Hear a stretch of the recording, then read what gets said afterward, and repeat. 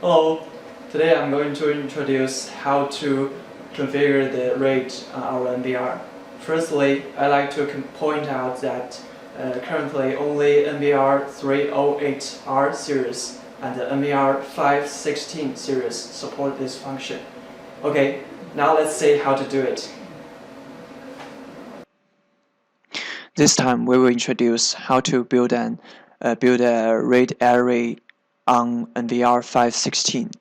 Here you can see we have already connected an NVR 516 with the latest firmware. Now let's go to the hard disk. We have just installed 5 hard drives on this NVR. Each of them, all of them have the same capacity. We have 2 ways to build a RAID array. First one is this one-click create button. After clicking this button, it will create a RAID 5 array automatically with a hot spare disk. Let's do it. And here it shows created successfully, and the type of this disk has changed to hot spare disk. I have to point out that the hot spare disk must be not smaller than any of the other hard disks. Here you can check the status of this RAID 5 array that we just created.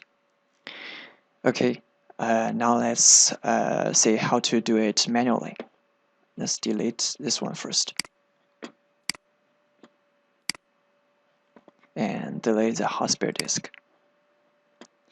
Here, this button provides you the way to create RAID manually. And here you can choose 6 kinds of RAID array, not only the RAID 5. But this time we will show you again how to configure a RAID 5 array.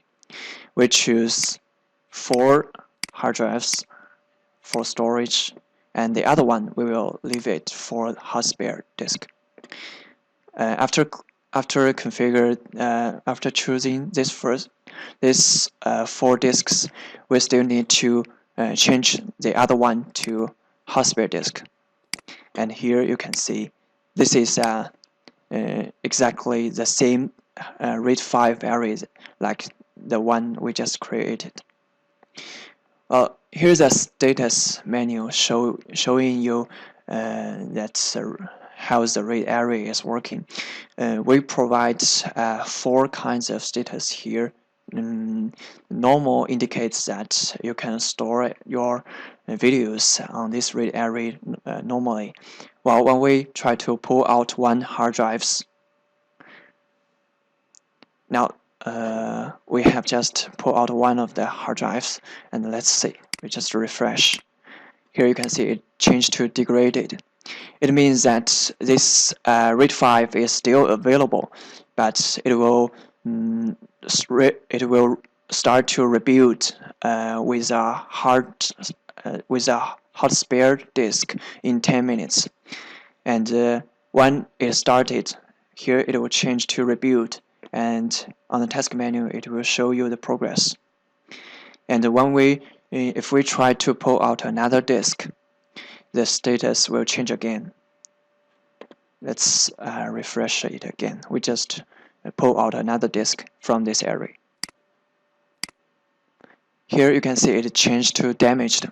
It means that this RAID array is no longer available. You have to check your hard drives and start to create a RAID array again. Okay, this is how to create RAID array on the web interface of our NVR. Next time we will introduce how to do it on the GUI. See you.